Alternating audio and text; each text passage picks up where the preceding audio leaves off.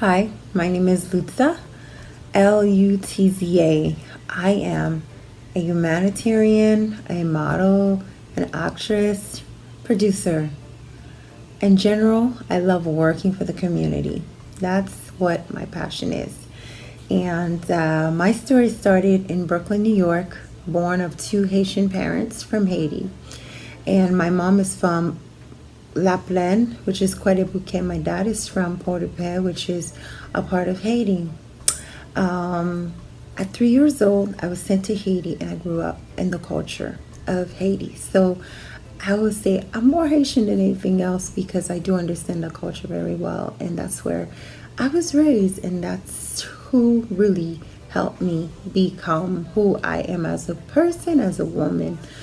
Growing up in Haiti was pretty cool. Learned a few languages. I learned about 4 languages. Can read 5 of them. The first one is French, second is Creole, and then English, and then Spanish, and then I read Latin. And so, yeah, so that's pretty much where my entire story started.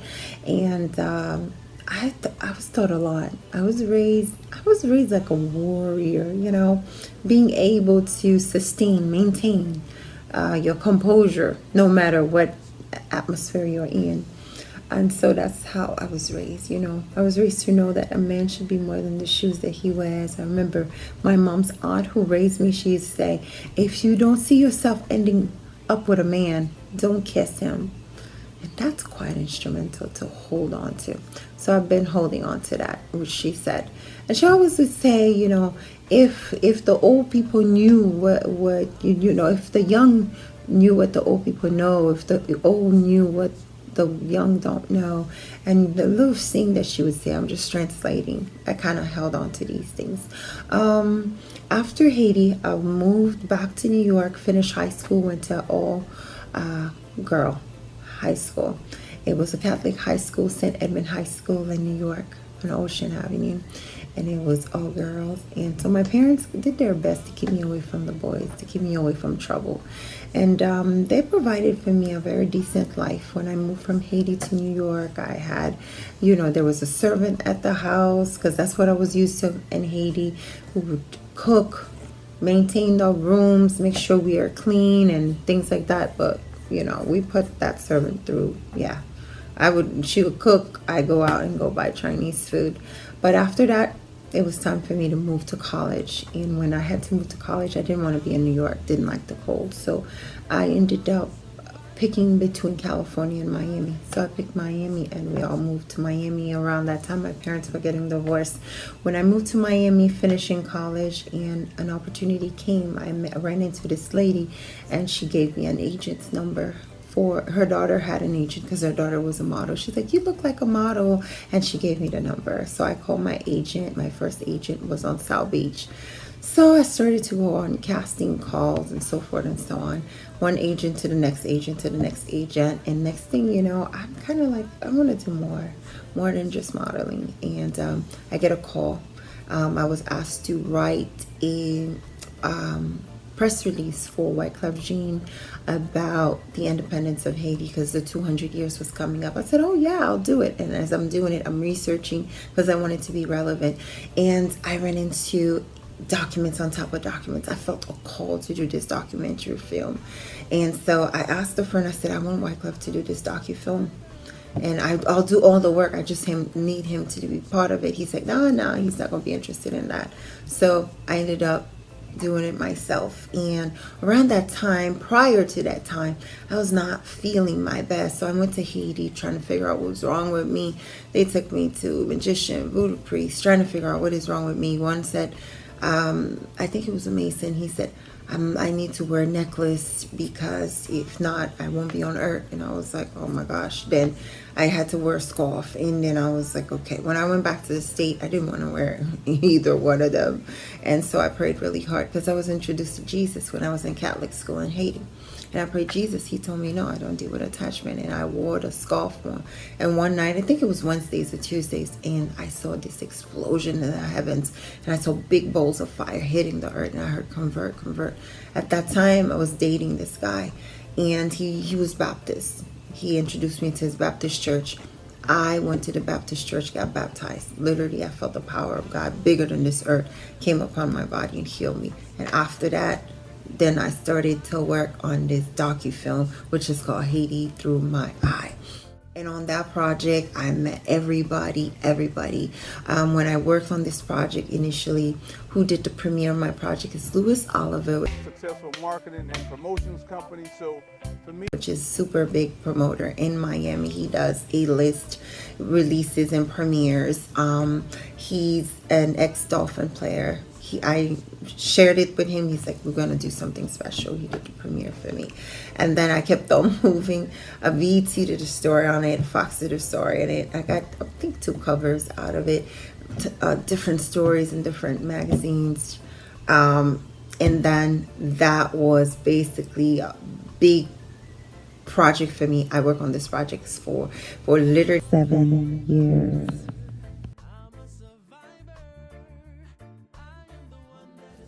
Was introduced to Jeff Sebastien through Reginald Pierre, an actor that I met on Bad Boys 2. I went to see him and he was working on a movie. He said, no, I'm sorry, I'm busy. I'm working on my project right now. No can do. And he had showed me a clip. I don't know, maybe 30 seconds of it or a minute of it. I was like, oh my gosh, that's him. He has to do the project, but he was busy.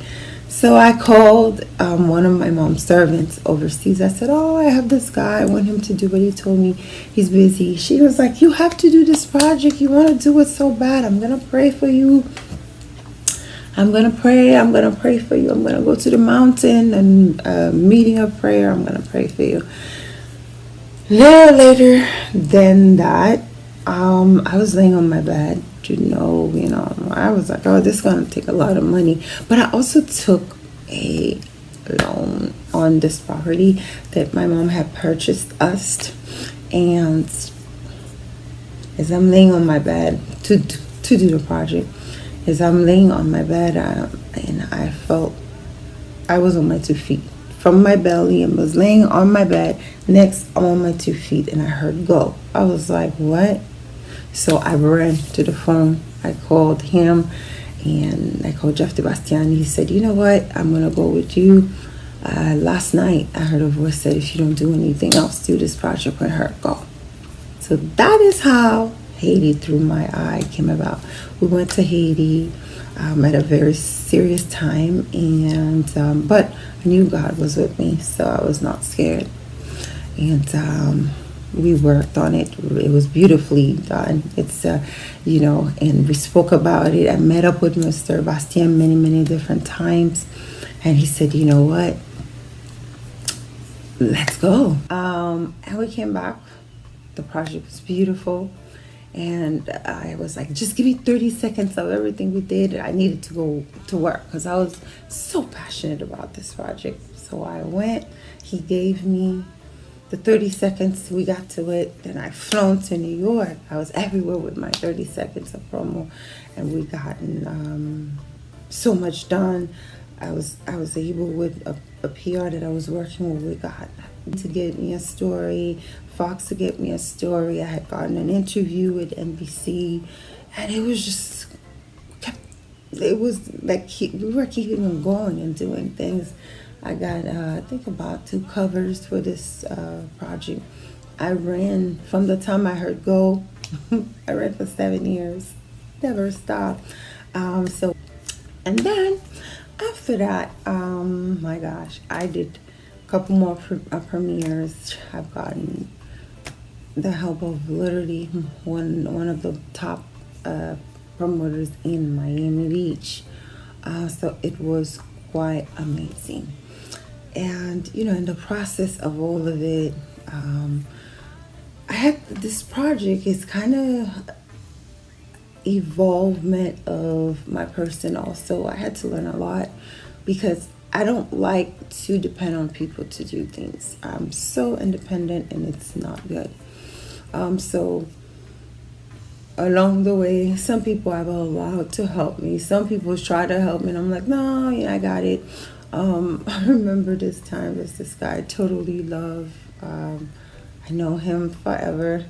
And friend of mine, and he reached out to me and said, hey Lutza, How are you? I said, I'm good. This guy is wealthy. He calls me, his name is Ogunleye, Adewale Ogunleye. And he said, listen, he plays football. And he said, how much do you need? I'm like, oh no, I'm good. And I needed the help. So later on, he was like, Lutza, your pride, it's your pride, but yeah. So Haiti did that to me. There's a lot of good things I've gotten from my culture, but there's some things that are not so good, that in the process of that project, I felt a call for me to study the Word of God. And I didn't want to do it. I just wanted to do what I wanted to do. But God was pulling me heavy. And so I ended up, God was dealing with me on a few things. Fornication was one of them. And I was seeing this guy, and I literally, God gave me access to let me know. He allowed me to lose my house, my first home that my mom purchased. And so at that point, I knew this was serious, that I needed to start living my life the ways of God, period. So one story led to the next. I was homeless, without a car, and with a Bible. So I needed to know and study the Word of God, period. I didn't have a choice.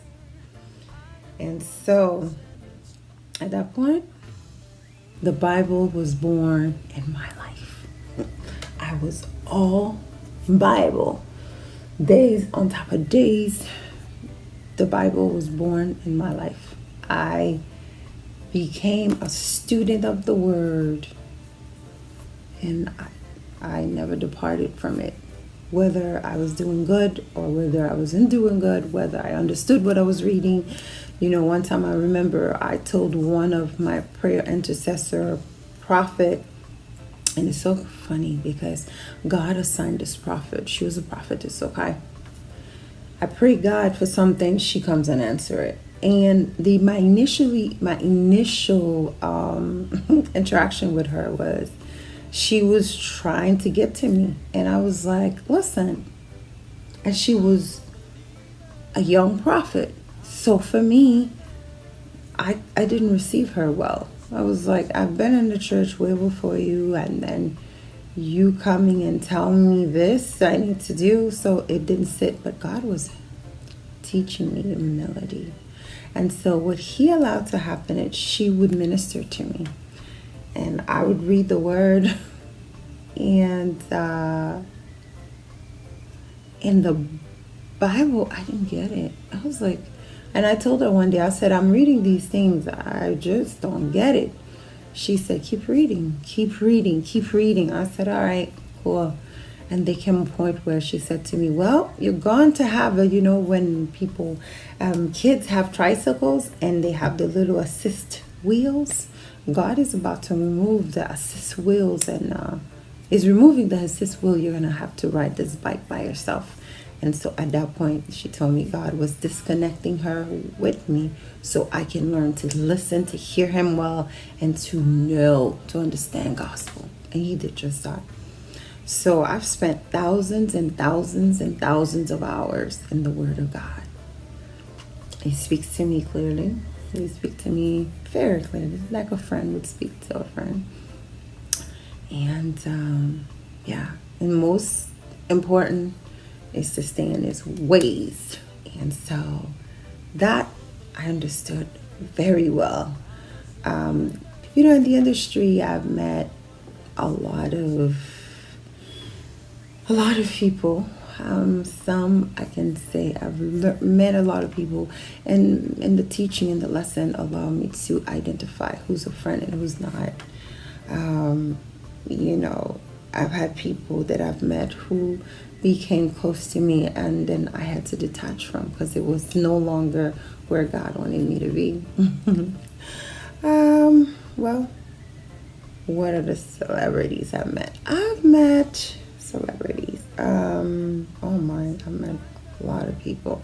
I've met first, Little Wayne one night sent for me for my number.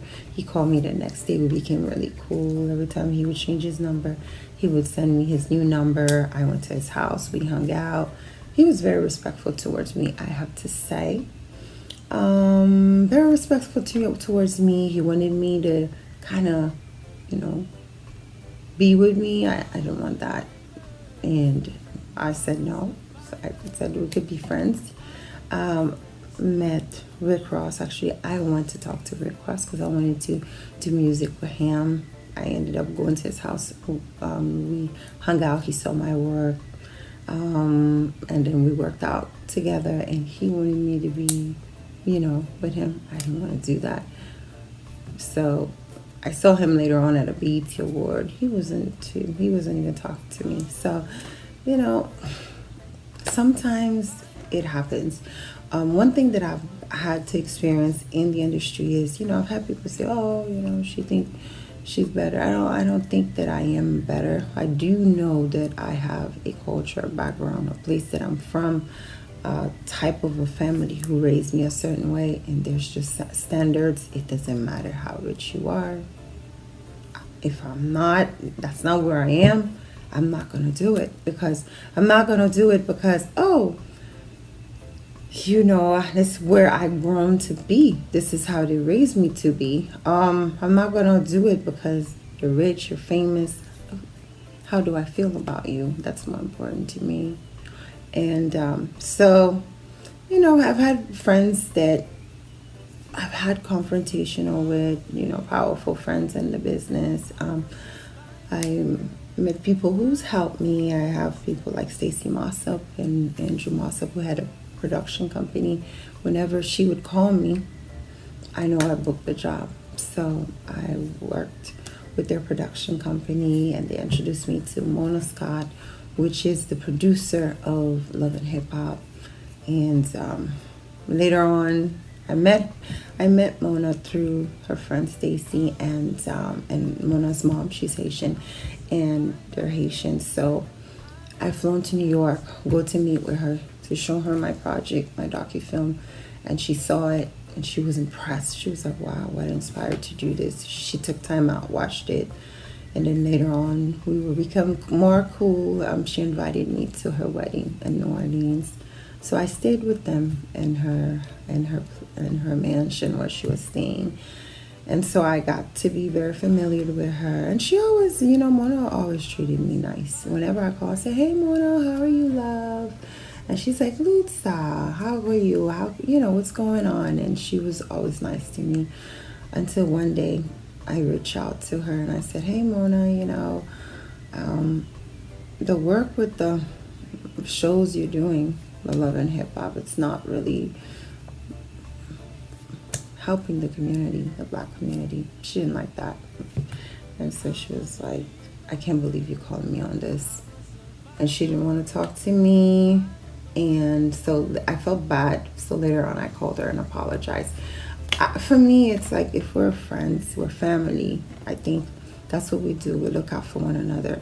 So I had to learn a lot of things. Some things you think or you want to say, sometimes you don't have to say them, but I had to. I felt like I always said, when Jesus ran into me and he asked me, all these relationships he gave to me, did I treat them like myself? Was I my brother's keeper? So did I treat them like myself? Was I true to the integrity in which? So yeah. So at that point on, I called her later on. I apologized, and we never spoke after that. But, I love them, so it doesn't matter. We didn't speak, that's fine. Love is still there, but, love is, sometimes you have to be a helper and rebuke some things and disagree, but that doesn't mean you don't love.